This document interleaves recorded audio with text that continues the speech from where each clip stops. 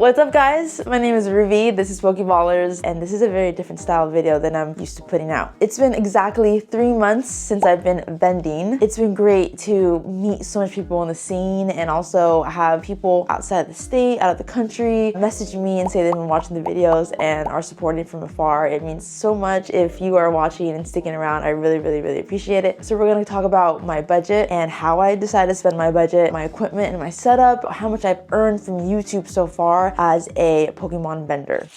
I can't find my topic. Oh, there it is. So I decided to take 5K out and basically spend it for everything vending. I spent about $1,200 of that budget on my camera and all the accessories that come with it. I spent it on top loaders, penny sleeves, Sharpies, UV light stickers to label my cards, and my actual Zion case. I've been getting tons of questions on what case I use. It's called a Zion case. And it's pretty much kind of the standard, what a lot of vendors use these days. It's a very well-known brand. So that was about $1,200 of the $5,000 budget. And then I spent about $300 before vending my very first show to book tables. Just those purchases alone, that was $1,500. That leaves me with $3,500 left. And that's exactly what I used on sourcing inventory. Sourcing, woohoo! All vendors love to source. No vendors love to source at all. With that $3,500, how did I spend it? And how did I get inventory for cards? If you guys saw my very first video, this is what my inventory looked like. And how did I get that? It was genuinely a month of sourcing through Facebook Marketplace and basically negotiating for deals. I also will say I got super lucky when I was sourcing cards. There was someone who was selling a Team Rocket's Mewtwo. It was very clean. I sent it in. It got a PSA 10.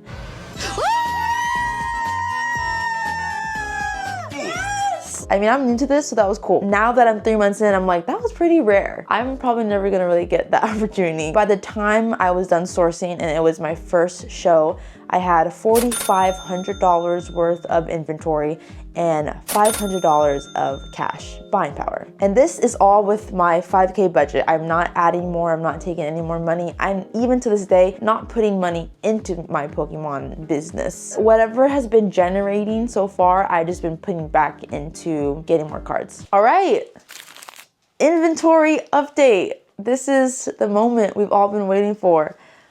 I want to say, I feel like tons of people would create more out of the budget I had and the time, but this is what I decided to do. Everyone has a very different journey. Comparison is the thief of joy.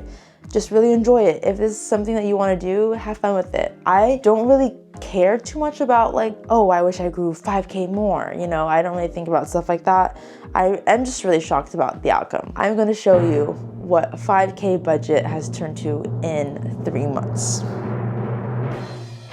We're looking at 15,178. For me, this is crazy. 3 months, that means I tripled my inventory from the very first month, you know? And that's growing. And it's just so crazy. It's so crazy to see that. But I also want to make something so clear, and this is where it gets a little bit complicated. As you can see, it says since vending, inventory, and new PC.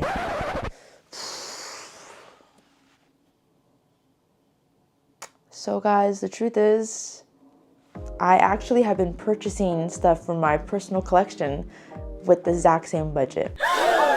I know if you are a vendor and you do this full time, you know that's horrible. But you also might understand. Like if I make profit from vending, I can just buy cards that I want with the profit. And I can also use that money to grow my inventory and resell and flip. But sometimes I like to dabble in PC buys. Let me show you guys how much of that 15,000 is actually my new PC pickups. Ooh, $5,488 is in my PC right now. Let me show you guys some of them and maybe that can justify why I did it. Cubone, come on, Pikachu. This is my favorite Jirachi card ever in the world. Come on, who wouldn't? Also my PC as well. These are the new slabs. This is one of my grails. If you guys know me, I'm a Pipluper. So had to get this. And then at East Bay Card Show, there was this Gardevoir that I had to pick up for my PC. Man, the XY stuff is just so nostalgic. Had to buy this. And I will say, guys, I bought this for not what market is at all now. So I bought this like my first month. You know, I used my budget for that. This is like a pop 100. So I was just like, before this gets way more harder to obtain, let me purchase it now. Shout out Brett and Cam for this grail. I use my own inventory to trade for this, so. But hey, I got cards that I want. There's still a few more. Those are just the highlights. If $5,488 is in my PC, what is actually in my inventory? Like, what is the actual amount of cards that I am selling and flipping? I have $9,689 worth of cards in my inventory. So this is the card that I'm flipping. $660 of inventory in this lot is actually right now in grading with PSA. So if they come back 10s, which I hope they do, that will definitely change the amount of inventory I do have to flip. And now I get a lot of questions about my setup. So my setup is honestly pretty simple, and I think it's actually very standard for a lot of vendors. So I use a DJI Osmo Pocket 3, and I record in 4K and in 30 frames at all times. I have a micro SD that holds 512 gigabytes, and that can usually hold 2 card shows and have no problem with storage. And then I bought a extra DJI Mic 2, which is the one that comes in the bundle that I bought. But I wanted another one because usually the one mic dies, and the other one I have for when it does die, I just replace it. Then I purchased a tripod for it, and I believe it goes up to like 52 inches as well. So it leaves me a lot of like room to have angles, and you really need it to be like a selfie stick situation when you put your camera in between tables. I also always have 3 Anker portable chargers on me at all times when I'm doing card shows, and they're always fully charged because the camera dies, sometimes your phone dies, sometimes a mic dies. You always want to have something to recharge up. I don't do anything special with vendor POV. I always wanted to grade it, but I realized it's just such long footage that I really don't mind it being ungraded. If you're watching this video right now, this is a graded video. I actually get to put more of my cinematic feel into it. I'm a huge fan of film and videography. I grew up with a huge background and did tons of short films growing up. If you really want to commit to vendor POVs, I would genuinely so recommend this camera. There's a 4th one that just came out, so if you want to purchase that and be a little bit more fancy, do what you gotta do. I actually might buy that one, not gonna lie. All right, next we have content. So I actually edit all my videos, reels and vendor POVs, everything, the whole shebang. And I will say that might change soon. It really is so time consuming to make content. So if you're thinking about doing the content route, I really would recommend that it's something you really enjoy to do, because if you really hate doing content, it's gonna feel like a chore. It can take me anywhere between 1 to 3 hours to edit 1 reel. When it comes to vendor POVs, it takes me anywhere between 6 to 8 hours to edit 1 vendor POV. It really does depend on the length. Usually if it's a 45-minute video and over, it'll take me around that 7 to 8 hours. I also wanna talk about the upside of content. Even going to card shows and meeting people who are like, hey, I watch your videos, it genuinely makes me feel so inspired to keep going. It makes me want to keep filming content and being consistent. As someone who just started off, sourcing was super hard, but I've seen how honestly posting content has gotten some people to my table to sell me cards. It's been so awesome, and like kind of a win-win situation that people want to sell cards and I need cards, and they watch my videos and they want me to have their cards. It's like really cool.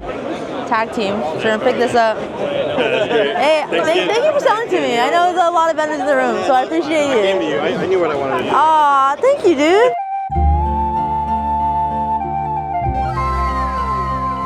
Posting content has allowed me to make so much friends, have great connections. Just like all around, I think content has only been beneficial as a small vendor. So if you are thinking about vending and on the fence about the content side, I would always encourage someone to make content. And speaking of content, how much do I get paid from YouTube as a small creator and vendor? So I got monetized in 1 month of doing YouTube. To get monetized on YouTube, you need at least 1,000 subscribers, and you need to get 4,000 public watch hours. So hearing all that, I was like, I don't know when I'm gonna hit that. It might take forever to hit 4,000 public watch hours. So the fact that I hit it in 1 month because of you guys, thank you so much.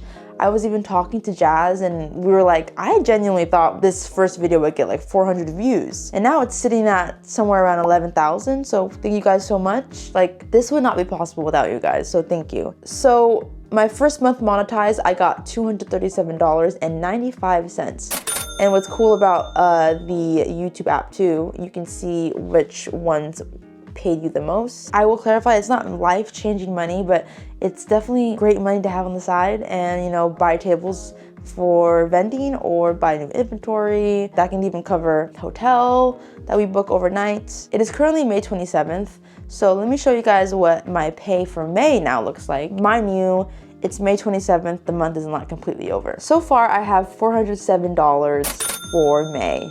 So the month's not over, so it'll probably be maybe around like the 430-ish area. That was a very different number from last month. So now I'm just like, wow, this is actually awesome. My second month being monetized. It's been crazy to even see. So that was all I want to break down for you guys for the 3 months of vending. Thank you guys so much for helping me achieve so much in the 3 months. I will have vendor POVs out as soon as possible.